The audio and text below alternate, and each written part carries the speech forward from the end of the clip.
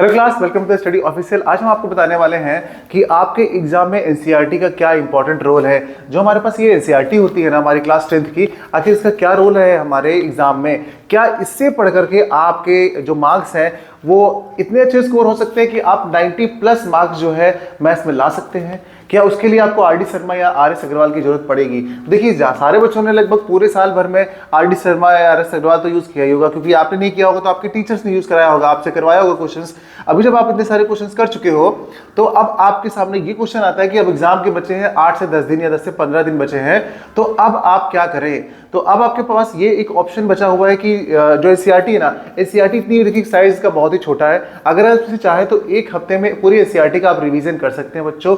NCERT में total chapter की बात करते हैं अगर हमारे पास, तो इसमें कितने चैप्टर है बताइए। लास्ट है हमारा स्टैटिस्टिक्स वाला और उसके बाद प्रोबेबिलिटी चैप्टर है, 13-14 चैप्टर आपके हैं इसके।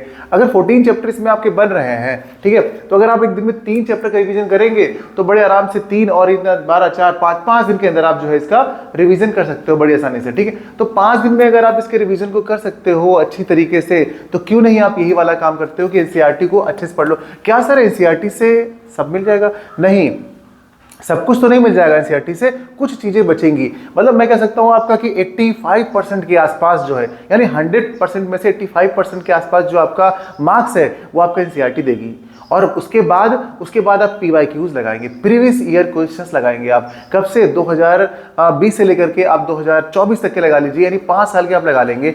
5 साल के, 21 में तो पेपर ही नहीं हुआ था, तो सिर्फ 4 साल के। अगर 4 साल के आप ये पीवाईक्यूज लगा लेते हैं प्लस एनसीईआरटी लगा लेते हैं, तो मैं खुद कह रहा हूं आपसे, मैंने एनालिसिस किया हुआ है बहुत अच्छे से, आपको 95+ मार्क्स मिल जाएंगे। आपके 95 जो मार्क्स है ना मैथ्स में, उतने मार्क्स आप बार बार हर सेशन में ले आओगे। हर एक पेपर में मैंने देखा है कि एनसीईआरटी के क्वेश्चन प्लस पीवाईक्यू के क्वेश्चन मैच कर रहे हैं। नया कुछ भी नहीं है। और इस समय आपको बहुत ही वैसे ट्रिकी क्वेश्चन, डिफिकल्ट क्वेश्चन नहीं करने जो कभी एग्जाम में नहीं आए, अब वो आपको बिल्कुल भी नहीं लगाना है। लास्ट टाइम आ चुका है, 1 वीक का समय बचा है, सिर्फ एनसीईआरटी और पीवाईक्यू आप लगाने बैठोगे तो 1 साल में कितने क्वेश्चन पूछे जाएंगे? एक चैप्टर से मान लो 2 क्वेश्चन पूछे गए, बहुत ज्यादा हो 3 पूछे गए, अदरवाइज 1 या 2 ही क्वेश्चन पूछे जाते हैं एक चैप्टर से। तो आप पीवाईक्यू लगाने बैठोगे तो 3 दिन के अंदर आप पूरे 5 साल का पीवाईक्यू लगा सकते हो बड़े आराम से, ठीक है, और इसको खत्म कर सकते हो। यानी कि 5 दिन में आप एनसीईआरटी प्लस पीवाईक्यू 5 साल का पूरा बड़ी अच्छी तरीके से लगा के तैयार कर सकते हो। और लास्ट टाइम पे जब भी रिवीजन करें, जब भी पढ़ाई करें,